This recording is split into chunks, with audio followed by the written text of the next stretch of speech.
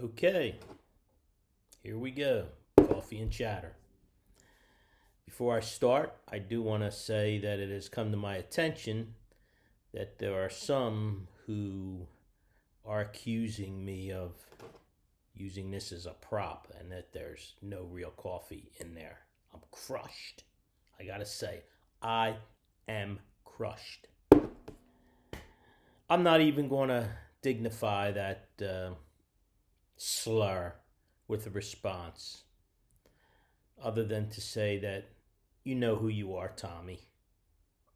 Okay, moving right along, today's discussion is going to be living off debt. Nice work if you can get it. All right, during the Reagan administration, somebody came up with a scheme to use. They figured they could use Social Security money as general revenue, and once the camel gets its nose under the tent, or gets its foot in, that's the end of it. It's all the way in soon, and so everybody follows suit. What this scheme was, it involved, at the end of the year, after Social Security had met all its obligations, there was money left over. It used to be called a fund. That money was put in a fund, and that could be used for lean years or paying recipients in the future. Somewhere around $2.7 to $3 trillion has disappeared. It didn't disappear. Congress appropriated it.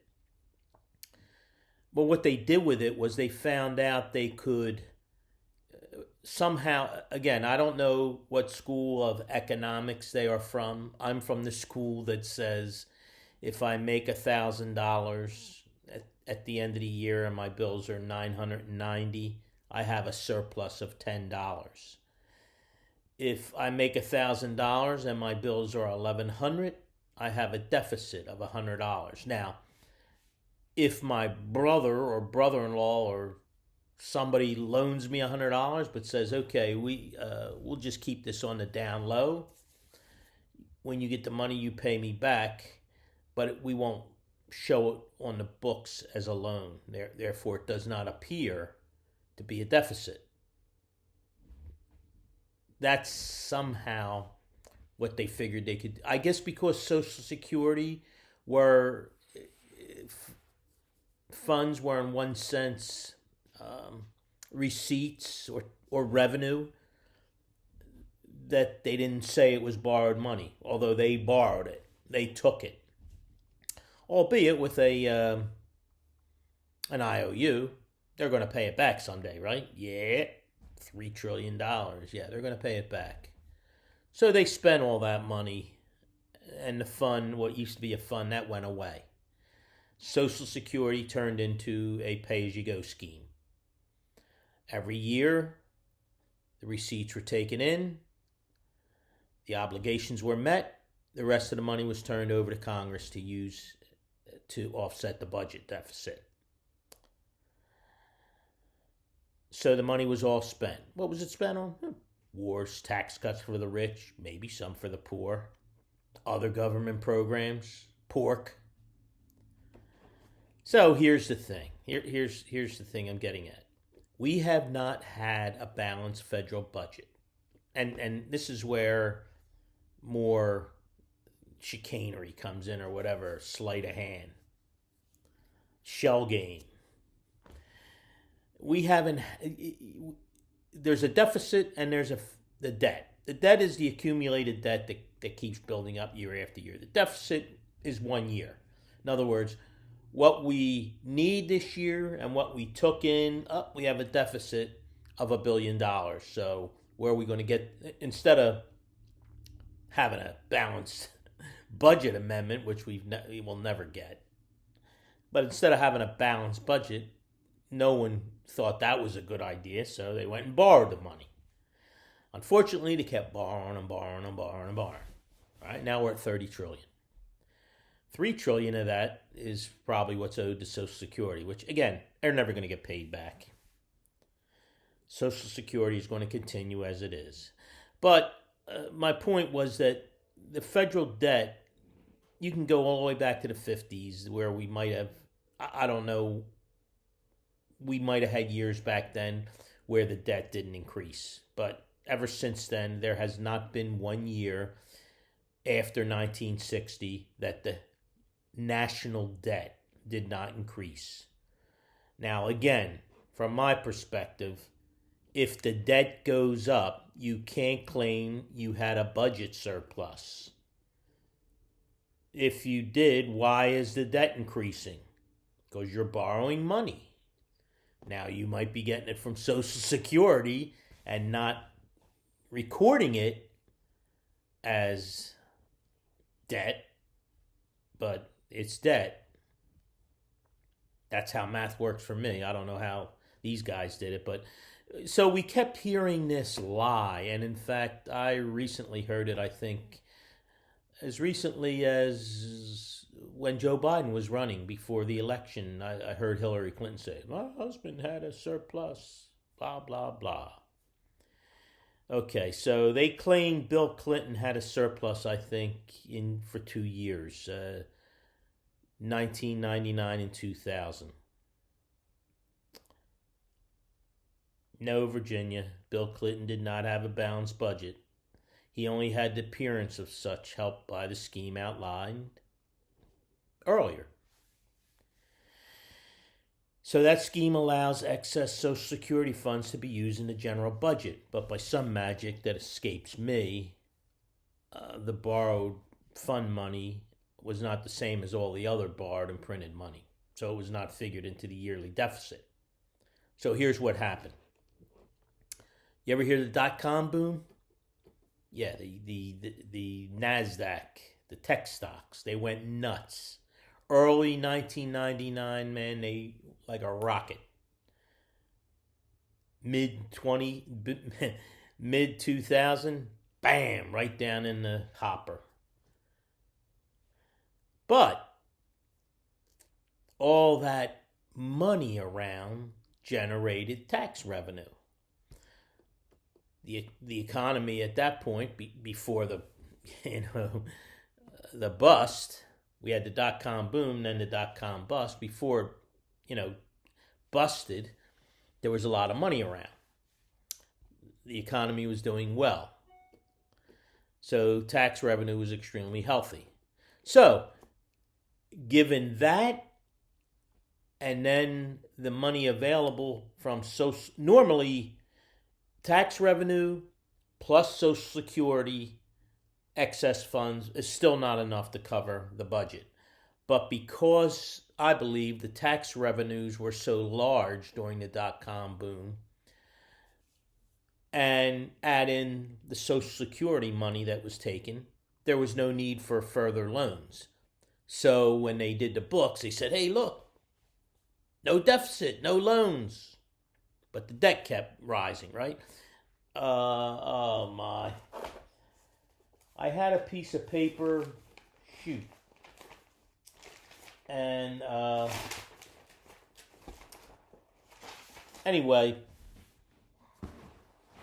what it showed was I graphed out the federal budget from about 1990 to 2001. And it just kept rising. Now, albeit in 1999, 2000, it didn't rise a whole lot. They were probably the years it rose the least, but they did rise. The debt grew in both those years. So, how do you have a balanced budget or a budget surplus when you're still building up debt? That's news to me. I don't know how they do it, but that's the lie that we've been fed, and we just keep hearing it. Bill Clinton had a budget surplus. No, Bill Clinton never had a budget surplus. We don't know how to live within a budget. So, smoke and mirrors. Let's move on. Let's bust open another myth. America's debt. Who holds it? China, right? We owe China a lot of money. No. China doesn't hold it. You hold it. You know how much money how much of our debt China holds? About 1.5 trillion. Now, between China and Japan, Japan also holds a substantial amount close to that. So between those two countries, there's about 3 trillion of our debt that's held. And look, that's nothing to scoff at. I don't have $3 trillion laying around to pay them back. But compared to the 25 trillion that we owe ourselves, it's just not, it's a drop in a bucket. I mean, we owe other countries, other countries owe us as well, because guess what? America is good pay. They like loaning money to America. It's stable. They know they're going to get their money back. Well, at least up till this point, everybody has thought so. It's getting worse. I don't know. Eventually, it's going to the house of cards has to collapse. But whatever the interest rate is, they get the interest, and they have someplace safe haven to put their money. But again, our national debt is, well, with this new COVID relief bill of 1.9 trillion, I'm not sure. We might have gone over 30 trillion. I don't know. If we're not over 30 trillion, we're very close to it. And guess what? This is the first time in history where the national debt actually exceeds the gross domestic product. The gross domestic product is all the money that's made in 1 year by everybody. We could take all that money and pay it to the debt, and we'd still not pay off the full debt, and nobody would make any money. They're all broke now. So, there's the dirty little secret about China. China has nothing. I'd be more concerned if I was China holding our debt than I would be of allowing China to hold our debt. Because as a debtor, look, in the private sector, people loan money, institutions loan money, and at times they take a hit. There's risk involved. So, we have never, we haven't for a long time, the profligate spending of our Congress, they just don't know how to live within a budget. And now it seems to be this, it's crazy. It just keeps going and going and going. It's like, are we ever going to stop? You can't make $750K a year, but keep living off $1 million. Eventually, that's all going to catch up to you, and that's what we do. And then there's unfunded liabilities. I'm not going to delve too far into this, but Social Security and Medicare are what are called unfunded liabilities. They used to be funded, but we had this scheme where Congress took the money. Now they're no longer funded. So what happens is every year the obligations are paid, and then the excess money goes to Congress. They spend it. But that doesn't alleviate the promises made. Say you're 50 years old. You're paying in every year. Hey, and you're paying in 15%, 7.5%. Your employer's paying another 7.5% or whatever it is now. I think it's actually going up. Imagine if your employer didn't have to pay that. Maybe you'd get a raise. You'd think so. And then Medicare, right? Everybody's paying into Medicare. And the problem is, back in the day, it used to be there were probably a whole lot more contributors than recipients. Let me put it that way. I believe that in the beginning, the actual eligibility year was actually older than the normal average life expectancy. Of course, that's flipped now. Nobody ever thought that people were going to be collecting SS for years and years and years. And now you got 10,000 people a day retiring, baby boomers today. 10,000 people a day. All, not all, but many of them looking to Social Security now. So, what's the unfunded liability? Well, all the promises made. There's no money, but you're promised, you're 50. So in 15 or 20 years, you're looking to be receiving a Social Security check for 5, 10, 15, 20, 25 years. But it's not funded. There's no money there. That's an unfunded liability. It's okay. You want to hear what it's estimated to be? 100 to 250 trillion dollars unfunded liability. Okay, who holds all the debt? The 25 or so trillion that's not held by foreign countries. You. Okay, pension funds, private, public pension funds. Obviously, SS is now holding about 3 trillion of that. Banking institutions that savings bonds, banking institutions that loan money to the federal government expecting a return. And then finally, when all that money runs out, we just print it. Bam! It's actually digital. So we do a little manipulating and we send money over here and over there.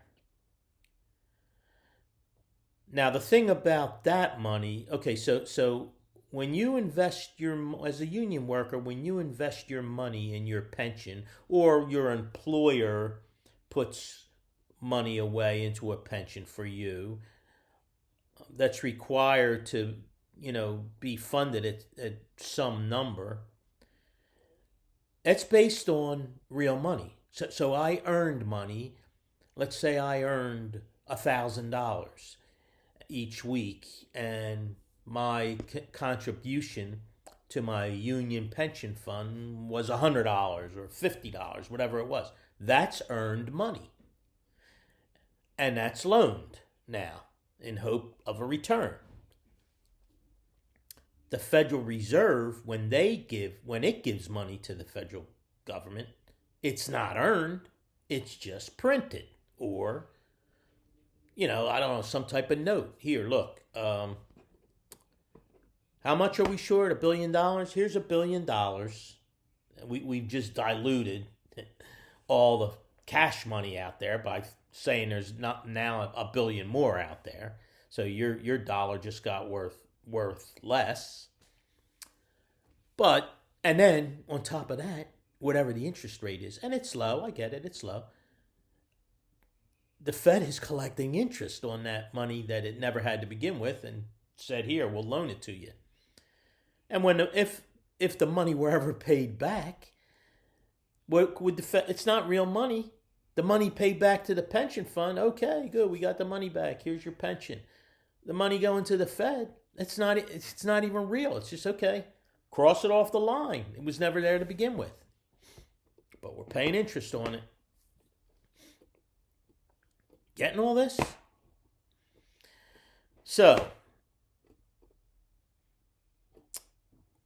as I see it, I would guess in the past, as we ran up, look, you got to have, debt happens. Okay, you have a war. That creates debt. You got to win the war. You don't go out to war and then say, oops, we ran out of money. No, you got to win the war. So you go into debt. We went into debt during, the Revolutionary War. That was the start of it. But eventually you try to pay it back. So at some point, though, I believe that Congress looked in the rearview mirror. There goes any attempt to balance a budget or pay off a debt, and they waved goodbye to it in the rearview mirror. The debt hit $1 billion, still manageable. 10 billion, 100 billion, $1 trillion, still manageable. And I guess somewhere, people thought it was going to be paid back, but you know what they say about good intentions, right? That day is gone. We are now at $30 trillion. Who's paying that back? That's more money than is made in a whole year. And it just keeps growing. We just keep spending more and more and more. Well, who's going to pay it? Our grandchildren? Is that what they're... I mean, that's the premise, I guess it's built on. I mean, somebody's going to have to pay it back, but they're never... I mean, life is going to get hard. Look, it took us 60 years, 70 years to get here. It's not clearing up overnight. It's going to take longer, I would think, to pay it back than it ever was to borrow it. And in comes the interest rate. Back in the day, I remember when my parents were first looking at retirement, they didn't want to put their money at risk. They had worked their whole lives. They didn't want to put that money at risk, so they were hoping for a decent return. Put the money in the bank, get a CD, keep some in the bank. Interest rates were 3, 4, 5, 6%. Of course, at one point they were 18%. Remember that madness back in Carter's day. But generally speaking, a 5, 6, 7% interest rate wasn't extremely bad. And you could, make a decent return and not have to worry about putting it into the stock market and putting it at risk. No more. I mean, now the interest rate's what? 0.25% if you're lucky? Or if you want to give them $100,000, maybe they'll give you 0.5%. Whoopee. But the debt, the national debt, that I would consider that to be a variable rate loan. Why do people use variable rates? Well, short term is one good reason. You just need the money for a little while, and you can get a really good... If I say, hey, loan me some money and I'll get it back in 6 months, well, you don't have to worry about, well, gee, I wonder what's going to happen in 6 months. What if everything goes crazy? Here, I loaned my money out at 3%. Now people are getting 10%. No, 6 months, you don't have to worry about it. When you're going to give somebody a 30-year loan, now you're going to possibly want a little more because you don't know what's going to happen. But a variable rate loan, that just follows the Fed rate. So, if the rate goes down, whoopee, I'm paying less interest. If it goes up, you start to look at it, and at some point you say, boom, drop the hammer, lock the loan in. That's what a HELOC does. You have a HELOC, you can get a decent rate, home equity line of credit. But if you start to see the rate go up, and if you actually have some money borrowed on that home equity loan, you lock it in. So instead of it going to 5, 6, 7, 8%, you lock it in at 5%, whatever. Not so with the national debt. And to me, that's one of the reasons why we've kept the interest rate so low. Because if the Fed allows the interest rate to rise, our debt is going to clobber us. It's going to be crazy. You imagine paying 5% on $30 trillion? So, one other thing we have to discuss is a conspiracy theory. Again, I don't do conspiracy theories, but I am going to mention it. I've seen people suggest that some big event is going to occur and all that debt's going to be wiped out, as if the only people holding the debt are the big banks. I don't know if they don't realize that there are pension funds, other people, savings bonds, people that loaned out the money, that if that were to be wiped out, they would lose everything. Okay, so the whole conspiracy theory that everything's going to be reset and debt's going to be wiped out, well, that's not going to help anyone. Now, theoretically, if the debt was owned only by rich people, Some of us might, I'm not a rich capitalist. I'm a poor capitalist, so I've never defaulted. I wouldn't consider it. But I could see where people, if they thought that's the only people who were holding these notes, wouldn't care too much if the whole system collapsed and they never got their money. But that's not what it is. There's a lot of people involved holding that debt. And it's not just, look, rich people are rich for a reason. They know what they're doing. Okay, so who gets worked over if the debt, if there's a default? We all do. We're all going to get worked over. And there you go, student loans. This is exactly why student loans can't be forgiven, because they're guaranteed. Nobody would loan the money to students if they weren't guaranteed. I tried to get a loan as a freshman, a young married man, 2 children, great credit. When the bank found out I was going in as a freshman, they informed me, this is when it was in the private sector, that they didn't loan money to freshmen because too many freshmen defaulted. Bought a car, dropped out of school, couldn't pay back. Then the government came along and said, well, we got to help these poor kids. We'll guarantee the loan. You loan them the money. If they don't pay it back, we'll pay it back. Now you got, what, student debt approaching $2 trillion or something like that. And you have Democrats, oh, let's forgive the debt. You don't forgive debt that's promised. Somebody else pays for it. You and I, the taxpayer. So you got these people getting these degrees and who knows what, spending $30,000, $40,000, $50,000 a year going to Harvard or who knows where they're going, and then now they want us to pay back the money that they owe, the couple $100,000. Wish I had a degree that cost a couple $100,000 and then somebody would pay it off. So that's the whole student loan debacle, and I don't know what they're going to do about it. But if it's quote forgiven, it's just going to be slapped onto the national debt, another trillion or $2 trillion. Now, if I thought that default was a workable solution to our debt, hey, it's like the COVID relief bill. Some of the wrangling over that was, wait a minute, now you want to give people another check and another check? And of course, we're giving money to everybody else, which is ridiculous. Apparently, we're now going to be bailing out union pensions. Where'd all the money go? How come we're being asked to fund them now? Where'd the money go that all these guys put in? Somebody did something with it.